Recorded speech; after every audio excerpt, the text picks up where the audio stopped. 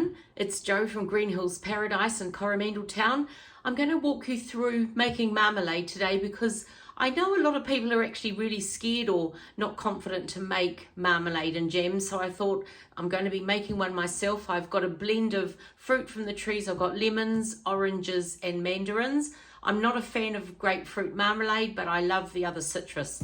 So I will leave the recipe in a link to this video, and the biggest thing is get a pot, a big preserving pan that's got a heavy base. That's one of the most important things when you're preserving. If you've got a light pot and a skinny base, it's going to burn, or it's going to be very difficult to not burn. So invest in a good quality heavy bottomed preserving pot and you'll have it for your life if you look after it. So that's probably the biggest thing. So I'm going to chop up my lemons and oranges and lime, and then I will come back shortly and explain the procedure. Okay, I've chopped up the citrus, and I like my marmalade a little bit chunky, so when you cut yours up, you just cut it up how you like. It will not matter whether it's really fine or whether you like some really big chunks. So that's how I've done it. I've actually done it in my Thermomix, but I know a lot of you won't have one, and you can chop it by hand or chop it with a mandolin or your grater, whatever you want. Just chop it up and we'll be getting into cooking it shortly. Okay, in the pot now, we've got 1.5 litres of water, and there was 1.25 kilograms of fruit chopped up. I'm going to slowly bring this to the boil, and it's going to simmer for 30 minutes with no lid. This is just going to soften the flesh and the fruit, ready for the sugar to be added. Okay, it's happily simmering away, and I'll let it simmer for a half an hour.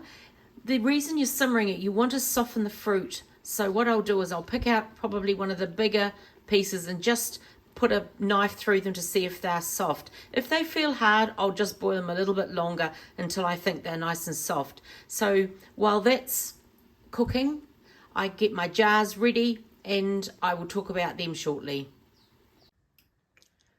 I've got my mixture put into a bowl to weigh. I've got all my jars ready to go in the oven, and they will be sterilized in the oven at about 100 degrees, 80 to 100 degrees for half an hour. And the weight of your pulp, of your fruit, you add the equal amount of weight of sugar, and that gets tipped into the pot. So the sugar's in, and you stir it, and it will gradually come up to heat. And then it will boil until the setting point. So I'll explain that to you shortly. There's a good bubble happening now, and I'll test it shortly to see if it's going to form a nice skin on the top of a little drip that I'll put on a plate, which I'll show you soon. To test if the jam or jelly or marmalade set, you literally just put a few drops on a cold plate. Some people actually put this into the fridge or the freezer for a few minutes, but I tend to just leave it on the plate for a minute because the house isn't really warm. And shortly, when you run your push from the edge of the drip, if it's ready, it's going to wrinkle up on the top. It's not that far away. You can see a little bit of resistance, but it's not got that wrinkly top. So I'll leave this here, and maybe in another 5 minutes, I'll check it again. The other way that I can tell, when it's bubbling like this, when it's nearly ready, those bubbles that are coming up sort of look thicker and bigger, and the sound of the bubbles change. The sound almost goes to a crackling, sort of a crisp sound. I guess it's something you just learn in time. I've just been making preserves for so long, I'm just intuitive. I'm tuned into the noise, but you definitely hear a difference in the sound of those bubbles coming up, and it's like a crisper kind of, yeah, just a crisper noise than more of a dull bubble. I'm not sure if this will ever, if the sound will come out on video, but it won't be long till we've got the jam, the jelly, marmalade, whatever you're making ready, and I'll test it again shortly. I've just poured boiling water over the lids, and they stay in this boiling water for 10 minutes. Just make sure that the lids are all totally submerged and that the bubbles have come away, because sometimes air will be trapped as you're putting the water over the lids. So that's the big thing. So 10 minutes, and then I just literally drain them and shake them and use them. So they go on the jar hot because everything else is hot. Right, I hear a difference in the bubbles now, and it's almost like a boiling mud pool. Sometimes you'll get a bit of a splatter up. It just changes. So I'm going to test it now, so let's see. Right, let's see if we can see. Now see the wrinkle forming? Now that's perfect. I'm hoping that the videos capture that. So look at that, that's getting lovely. So that is set. It is ready to jar up. Right, I've got my hot jars just out of the oven, so everything's hot. I've got my marmalade is just in the sink lower because it's easier for me. I'm just going to tip out the boiling water without getting it in the marmalade into the sink, because I don't need the hot water on the lids. They're all done.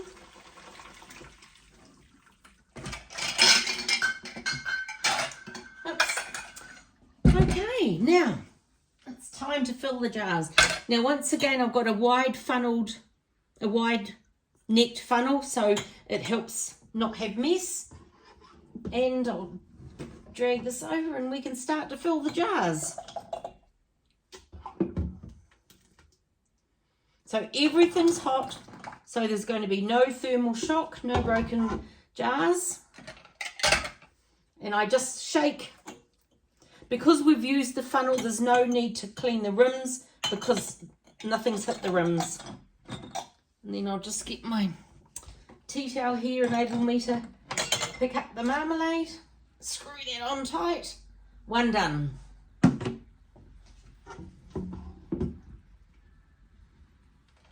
And hopefully all the lids will go down happily. It's a slightly smaller lid. It looks like it could be that one. No. Sometimes you just got to pick and poke until you find the right one. I think that's still too big. No, that's too little. Goodness me. Anyway, I'm not going to waste time. I'll bring you back when I've got all the jars done. All jarred, and when they've cooled off, I'll wash them thoroughly so that they're not sticky. I love to give my produce away at times, so I always make sure I do lots of little jars like this, because although there's not lots of marmalade in each jar, they look so cute to hand out, and sometimes I'll put a little ribbon around them. I won't label all these because it's very obvious that it's marmalade and that it's not going to get muddled up with anything else. So now soon I'll start to hear the pop of the lids going down. Now these are all recycled jars. I initially bought these little jars but have used them again and again. And as long as the lids inside are not rusty or dented or broken, they can be used many, many times. So it's just very good economy to be able to recycle. So that's in a nutshell how to make marmalade. It isn't hard, and most people have got an abundance of citrus or know of someone that has. So give it a go. If you don't like normal marmalade that you've tasted from grapefruit, you've got to try these other citrus with no grapefruit because it's totally different. The jars are just about ready to be washed now. They've cooled right off, and I just want to let you see and hear the difference in the sounds of the lid. There's only one that hasn't gone down, and you listen to the ping.